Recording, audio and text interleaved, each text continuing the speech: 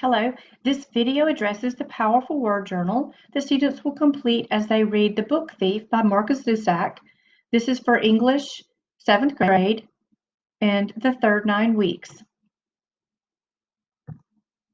If you're not certain where to find this lesson, once you have accessed Canvas and clicked Files,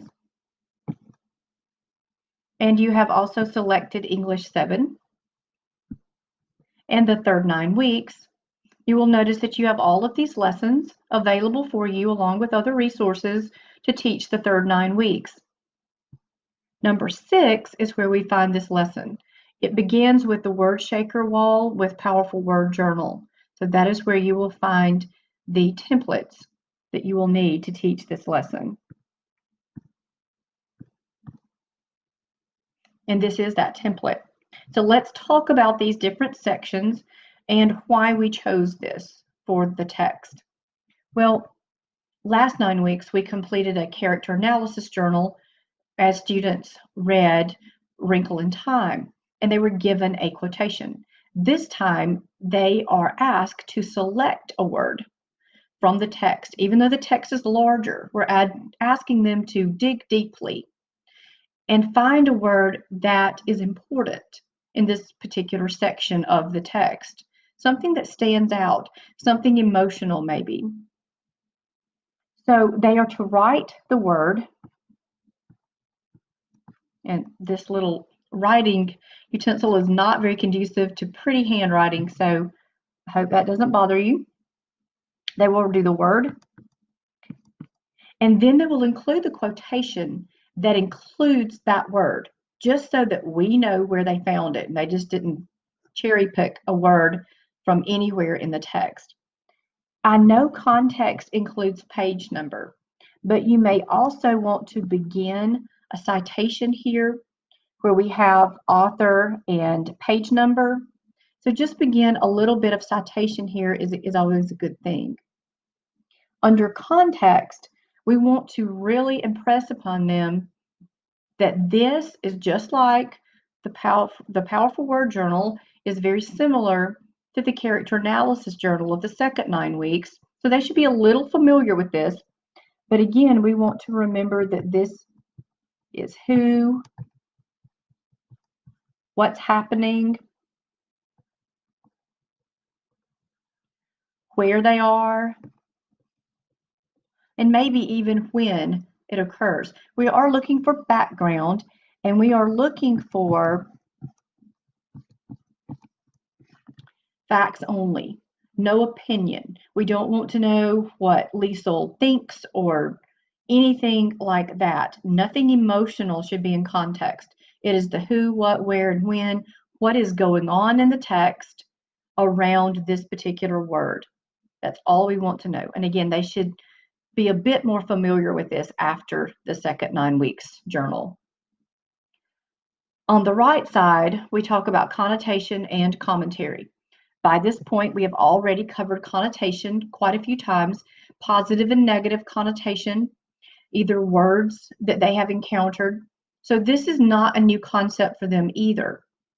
You can either have them complete this positive negative circle where they color in one of the sides for positive, or you really might want to get them to draw an emoji, and no judgment here either, but maybe this one's a sad emoji or something.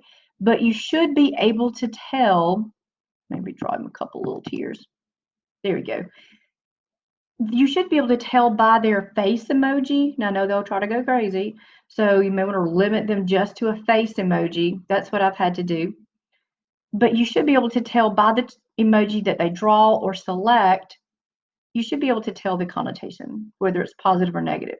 If it's not clear, you might want them to also label it as negative, the sign or the word negative. Under commentary, again, they should be a bit more familiar with this after dealing with character analysis journal in the second 9 weeks. But this time we have a little bit different of a template, not very different, but just a little bit. So for this one, we would have a blank,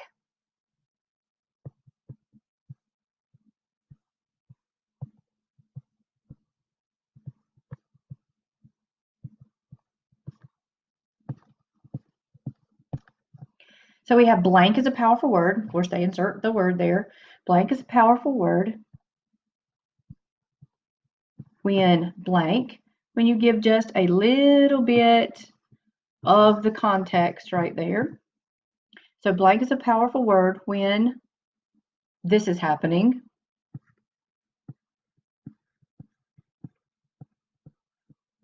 Because blank. Now, after the because, this is where the important stuff happens. This is where we want to see their emotion. We want to see their perspective, their opinion. So commentary is where they give their opinion and use the emotional words, whereas context, remember, is simply facts.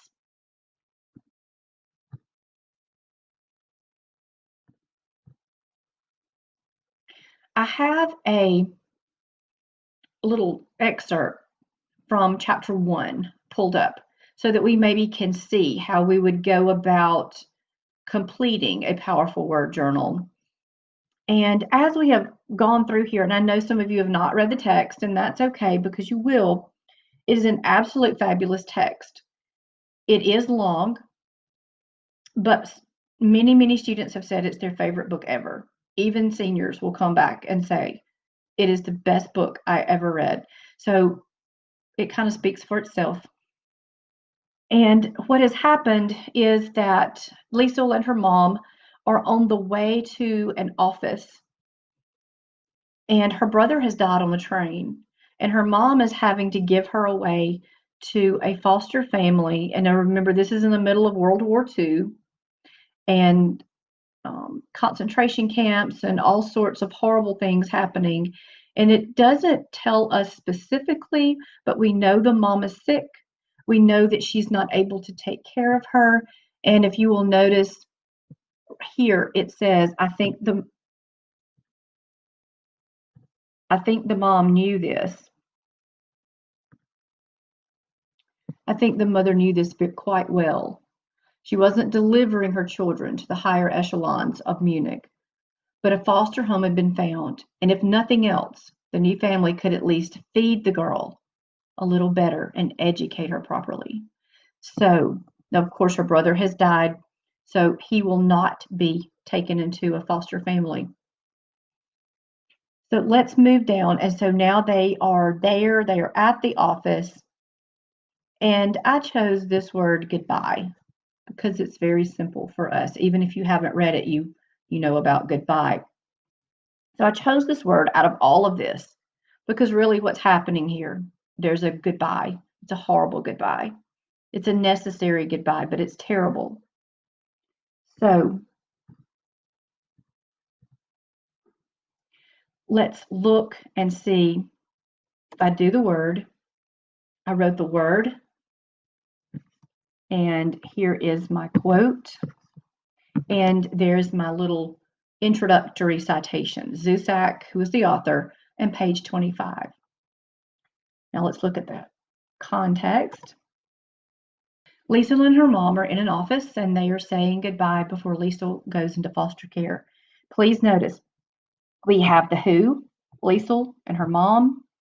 We've got the where, they're in the office. What's happening, they're saying goodbye, and she's going into foster care. We don't really have to know when it is. So not all of those things are relevant.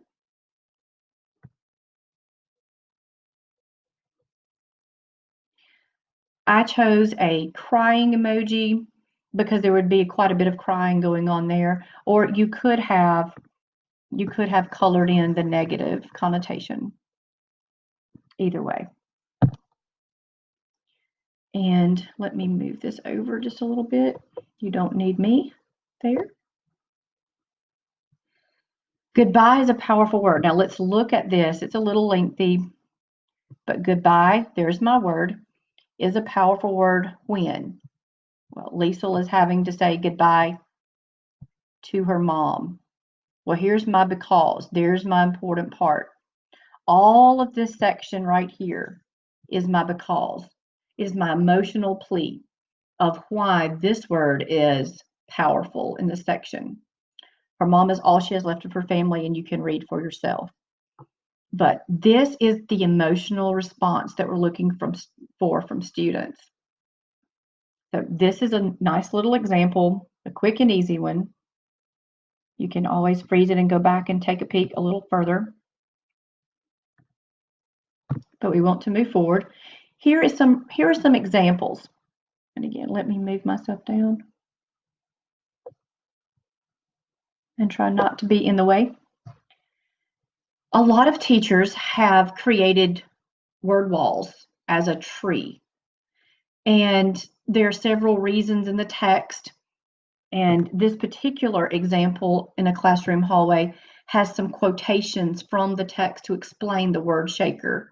The word shaker is a little story that Max wrote for Liesel, and he called her a word shaker and talked about how she was powerful because she understood how powerful words were.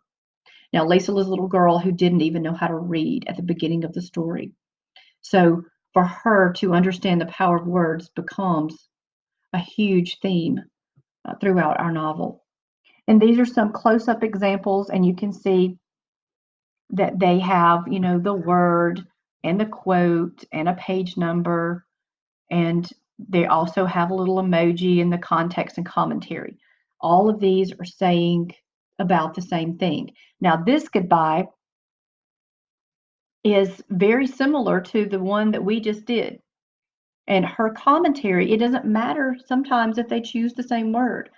Their context might be slightly different, but their commentaries probably will be very different. I love what it says here, but Liesel didn't know that the goodbye would be forever. So very powerful. It allows students to be creative. It also allows them to think deeply. And here are some more examples we will move through pretty quickly, but I just want you to see that the format is the same no matter what. We also get students to use Google Slides many times, and they're able to be a lot more creative this way within this particular format. So sometimes they will use large quotes like this. It's a huge quote, but still just the one word, awake. Context is kind of small. But commentary, again, this is where we're powerful. Blank is a powerful word when this happens because all of that. So, and again, they're able to insert an emoji here to show that this is a negative connotation. We want to look at just a couple more examples. And these are actual student examples. And in these Google Slides, they're asked to use background color. They're asked to play with some fonts, insert emojis. So they learn several technical things as they create their powerful word journals in this manner. Here's another one with scissors. And they even underlined the word scissors. And sometimes students might want to do that. Let them play with different things. They really love getting very creative. And here's one that is accordion. And good. It looks very simple, but if you read this commentary, it's very powerful. And join. You wouldn't think a word like join would be important, but join is very powerful here when it's talking about Hans, her foster father, said that he couldn't join the Nazi party. He just couldn't do it. And that's all. I hope this helps you as you start teaching your students about writing the powerful word journal. And I think that you will also see growth in your students, in their thought processes as they finish this type of a journal. Thank you.